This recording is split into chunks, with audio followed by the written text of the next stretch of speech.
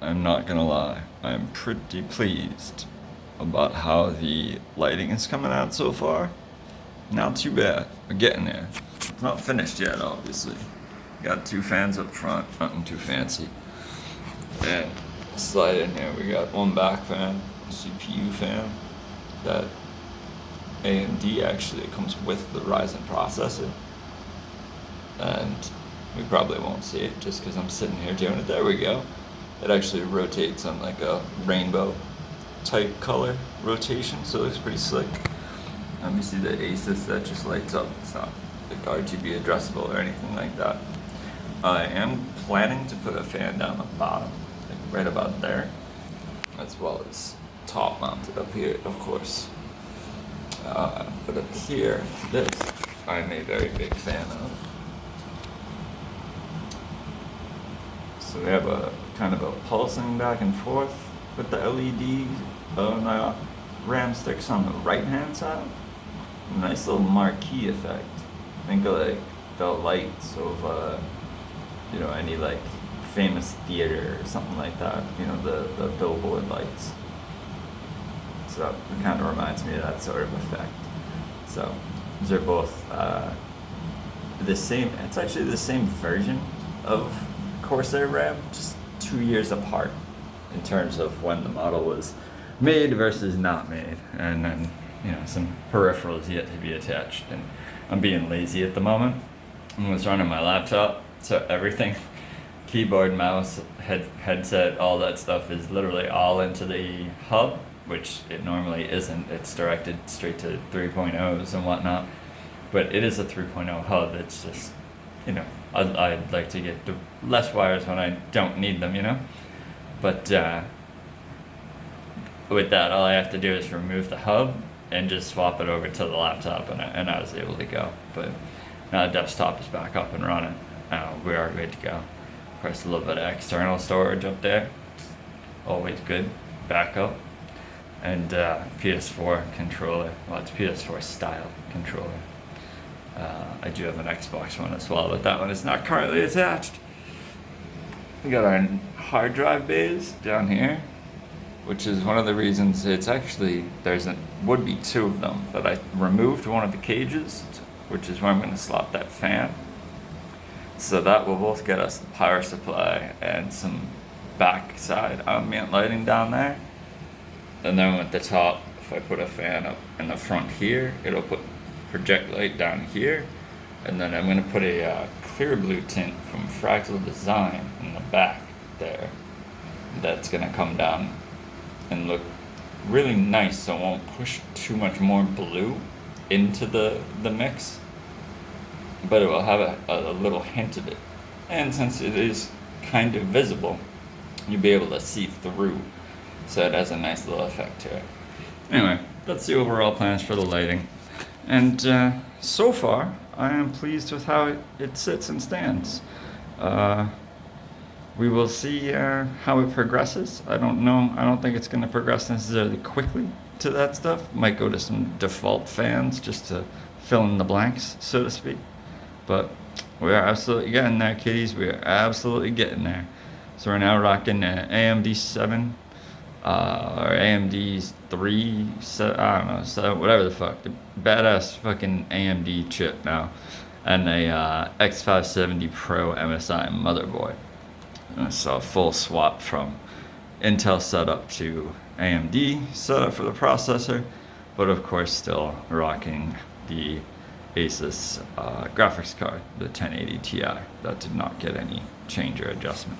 We did add a second HDD, so we have the SSD over there. It handles my operating system and important applications.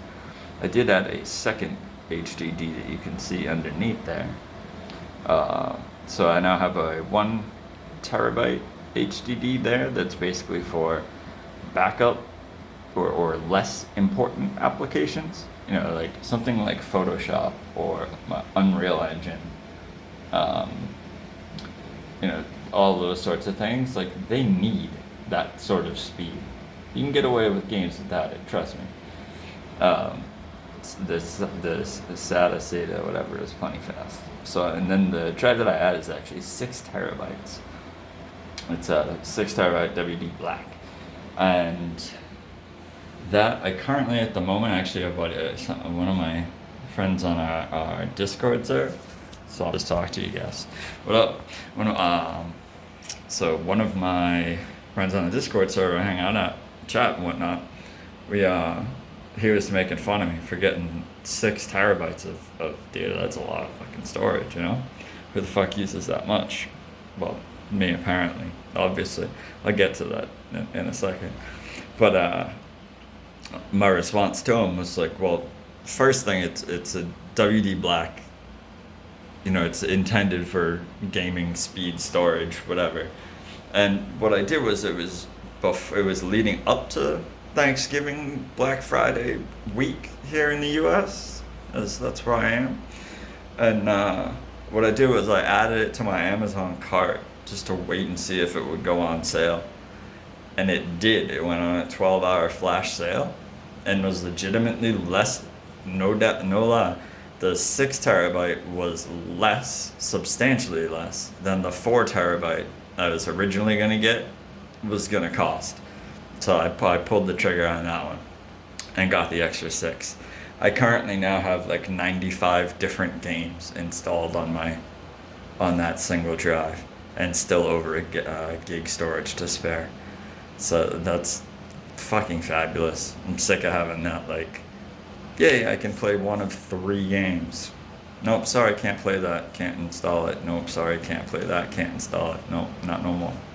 So that's also a very nice function. My Steam library list is out of control right now. I gotta just keep it set to just installed, ready to play.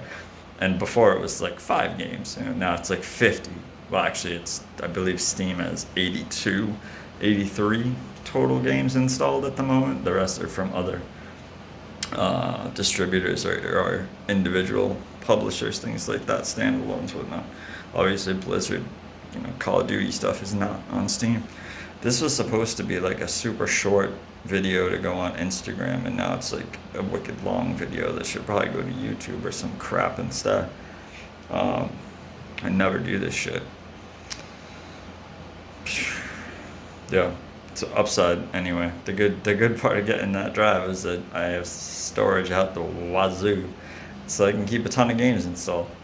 So all those old games or single player games that I've been wanting to play but not able to because they take up a lot of space, or can't play that if I have this, what I mean? The trade-off, toss-off, whatever you want to call it. Don't have to worry about that anymore. I can hop from this game to this game to this game to this game. In fact, I have games where I have the part 1 and part 2, both of them installed. So I can play part 1, finish it, uninstall it, and then part 2 is already ready to go. Some of them I have part 3, part 4, whatever you want to call it. Some of the short ones especially. But it's incredibly advantageous. Somebody says, hey, anybody got blah, blah, blah, or want to play blah, blah, blah? And, yep, sure, let's go. I got it. Good to go. Yeah, so that's convenient. Anyway, point being, I'll flip it around real quick. And I'm generally a fan of where we're going with that in terms of the lighting. It's convenient that I flopped it, and it happened to be on the blue cycle on the AMD. But I'm sure lots of people will hate the black and blue. But hey, y'all can fuck off and die in a fire. It's my fucking PC. I'll build it how I want it. And I actually, previously, I had an Asus motherboard that had a LED up in the top left section of the motherboard itself. Basically where the motherboard attachments are for your, the rear attachments. And I lit that entire section up orange. And that was visible, and the blue and the orange complementary was very nice.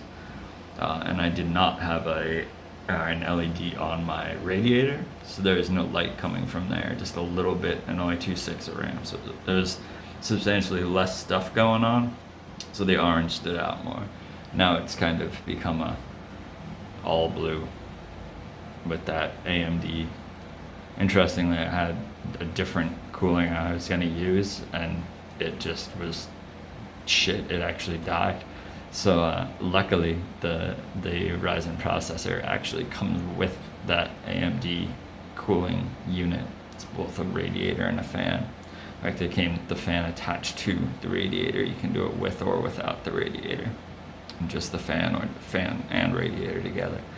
I opted for the 2 combo. Honestly, if I didn't have enough room, like if the radiator had taken up more room, then it would have allowed me to have all 4 memory slots. I would have taken the radiator off and not used it, just used the fan in place of that, so that I could have kept the 4. It was very frustrating. My previous radiator covered 2 of the 2 left side RAM slots, so I was only able to access 2 of them. So I was only able to get up to, but I was, using 8 gig sticks, so that's 16. I would only been able to go to 32, as you want to use the same sticks in every slot, be consistent, don't change your shit up. So by swapping the cooling method and gaining access to those slots, I was able to throw another 16 in there. So now we're up to 32. The Ryzen, the 1080 Ti obviously is still screaming, so games are playing a little bit nicer, but I also have not overclocked anything yet, aside from maybe like clicking a button here that might have changed something. I haven't really messed with much, aside from just updating drivers and keeping that sort of stuff current. So once I get to overclocking it, we all know, both that CPU and the GPU both will happily take some overclock. So we should see significant increase in performance once all that kicks in, as well as utilizing the RAM overclocking as well, kicking up that clock speed from say 3K to 36, some 4K, who knows what you get it up to. But no overclocking yet, and it's already in a bit of improvement over where we were. So when we do get the overclocking in, it should be a pretty significant change. All right, there's a random ass video that I made for no fucking reason other than it's goddamn blizzard out. I'm fucking bored. Hope y'all have a nice day. Talk to you soon. Deuces out. Mic drop. Slasha.